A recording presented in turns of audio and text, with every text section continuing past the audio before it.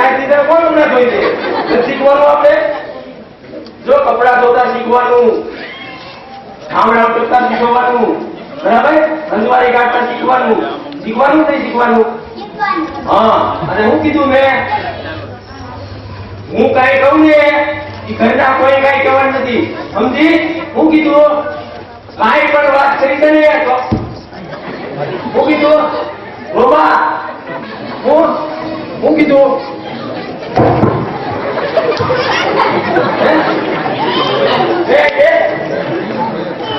જો એક પણ વાત કરી છે ને કોઈને ઘરના ને મારા આવડે રે હું કીધું લઈ લે કપડા આ બધું શીખવાડી દેશો ને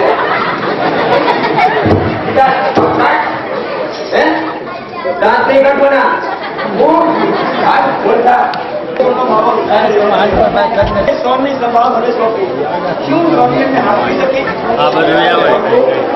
અરે જે મારું જાણતો હતી તે શંભુનું સંચાલવાનું હતું અરે જે મારા દરિયા એલા ગયા તે શંભુનું શું કરવું મા બાપ જે હજાર મા બાપ તો જ્ઞાન ના માનવમાં પણ મને શાંતિ નહીં લેવો દે હું ક્યાં તમારી આવી આવું આ શિવના મંદિરમાં બેસી જવું હોય તો મારી ક્યાં ના છે હું દવા ભાવ ભાવ ના ના ના ખેતરના છેડામાંથી ઘર ભેગી કરી અને છાતીરામાં કરી મહેનત તો મારા નસીબમાં કરી પણ ચોકો હું એ જોઈ રહ્યો છું કે ભગવાને મને ઘડીને હાથ છોડી નાખ્યા એટલે હું ઉપાડી તો છોડ પણ તારી ભૂલ ચાકડે વાળવા ગયું છે નિભાવી નાખો તમે કરો એમને કબૂલ છે તો આનો અર્થો એના કરતા તારી સાથે એમ કર્યું પણ દોસ્તો મારા વિચારનો નથી આ દાંતનું કાપી એને છોડી મને કામ કરવા છે હું કઈ મારા પીએ નથી જાતી હું તો ઝૂંપડીએ જાઉં છું આ દાંતનું કાપીને હમણાં જાઉં છું દોસ્તો વિચારમાં બેસી હતા કરવા માટે આ પીપળી મારા ઘર શું અમારા બંને ભાઈઓની તરફ ગયા ન આવી કે મારા સુખી સંસારમાં એક આદમી કુંડાળી ઉઠી દીધી પણ તને તો માનવીના મસ્તકની મૂળ માળા છે માનવીના મરદાની શેખ સહદારી અને મારે છે તો રે મને પણ બરખી દે મારું મસ્તક ઉતારીને તારી મૂળ માળામાં વધારો કર અને મારા દેહની પણ ચિંતા લગાવ અને અહીંયા સ્વર્ગ સંસાર પણ એક ભાઈ ને એક બેનડી અને કામ આવતા હશે શું ગધેડા સાથે કોઈ ઝઘડો થયો છે મારો ચાલ આ મંદિરમાં બેસીને મને એની વાત સાંભળવા દે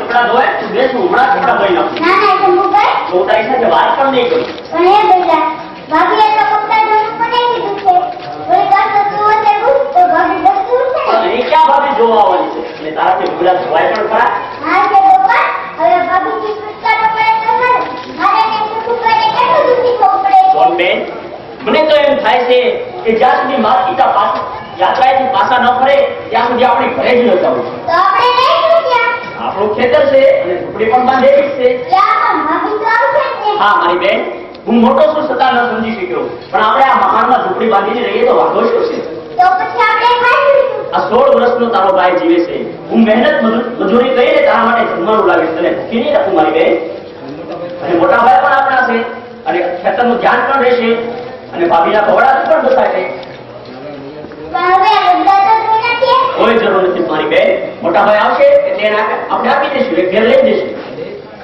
અરે આપણા ગુનું ઘર તો ઊંચા ક્યાં જરૂર ભાભી એની આવી લાગે અને દોરડું અહીં ભૂલી ગઈ લાગે એ હમણાં પછી આવું લઈને આવે હું કાંઈ એનાથી ડરતો નથી હવે ક્યાં આપણે ઘેર જવું છે કે એનાથી દેવાનું હોય જો વધારે ટાઈમ ડરશે ને તો રોકડું રોકડાવી દે છતાંય તમને બીક લાગે અરે બેન હું જીવતો છું ત્યાં સુધી તારે દીવાની કોઈ જરૂર નથી જો આ લીમડી મોટા ભાઈ રોકી છે અને આ પીપળી મેં રોકી છે કેવી મજાને પ્રકારની લીમડી છે? મારી નાનકડી બહેનના આશીર્વાદ જેવી, અને આ પીપળી? એ ભદ્રા ભાભીના પ્રેતાત્મા જેવી. પહેલા મને આ લીમડી ખૂબ જ ગમે તો છે. એ જ લીમડી નીચે હું તારો હિસકો બાંધીશ અને મારી બહેનને ઝુલાવીશ. તો બાંધને દરરોજ તો તૈયાર જ છે. હા, રોજ પંક્તિ રાખીએ નથી સમજતા કે જીવનના એકદમ ઝંઝાવાતથી એનો માહોલ કેવી થઈ જશે. મોટા ભાઈ, તમે આ મંદિરમાં હતા? હા મારી બહેન શંભુની પૂજા કરતો હતો. શંભુ તમારા માટે હિસ્સો બાંધવાની કેમ કરતો રહ્યો છે? હા બેન, એ લીમડી મેં તારા માટે જ રોપી છે. આ લીમડીની લઈને શંભુ ઝૂંપડી બાંધવાનો છે. હું એમાં મદદ કરીશ. હું ને શંભુ કેમ રહેશું? ઘરે નહીં આવીએ? હું પણ આ મંદિરમાં રહીશ. હું પણ ઘરે નહીં જાઉં. શું તમે પણ ઘરે નહીં જાઓ? હા મારી બહેન, મહાનમાં વસતી ખપર જોગણે ભગવાન શંકરે આપણે ઘરે મોકલી છે કે જતા રહેતે જ મને ભટકી જાય છે. પણ મારા ભાભી તમારો કામ પકડીને ઘરે લઈ જશે તો? તો એ અપમાનના એને માર પડશે. શંભુ મારા માટે મહેનત કરીને ખાવાનું લાવું છું. અરે મારી બહેન, મહેનત કરવાની જરૂર કોઈ નથી. હું મારા માટે આવતો ભાત તમને આપી દઈશ. તો શું તમે ભૂખ્યા રહેશો? હા, પણ મારા ભાભી ભાત જ નહીં મોકલે તો? તો આપણા ખેતરમાં પાકતું અનાજ હું પણ ઘરે નહીં મૂકું. હાલ મારી બહેન તારો હિસકો તૈયાર થઈ ગયો. થાય છે ને? મારા ભાઈ શંભુ, હું તને કયા હૃદયમાં સમાવું? તું આ બહેનની પ્રેમ જીતી જાય છે અને આ તારો મોટો ભાઈ કોઈ અગોચર ઉંમરમાં અટવાય, ન સમજી શકાય કે ન બોલી શકાય કે ન કહી શકાય એવી ઠોકરો થાય છે. જાણું છું મોટા ભાઈ કે તમે પરાધીન છો. ઘરમાં કલેશ થતો હતો. માતા પિતાની હાજરીથી ઘરમાં ઈર્ષા જાગતી હતી. રમતિયાળ સોનબેનની ઢીંગલીનો વિશ્વાસ પડતો હતો. રખેને શંભુ અડધી મિલકત પડાવે. શંભુએ ઘર છોડ્યું. સોનબેનને સંભાળી. માતા પિતા યાત્રાએ ગયા. હવે તમારો સંસાર જરૂર સુખી બનશે. વાહ, આ સમજશક્તિ મારા નાનકડા ભાઈ શંભુની છે. શંભુ તો નાનો છે મોટા ભાઈ, પણ સંસ્કાર તમારા જેવા વડીલોના હોય. લોહી શુદ્ધ બ્રાહ્મણનું છે.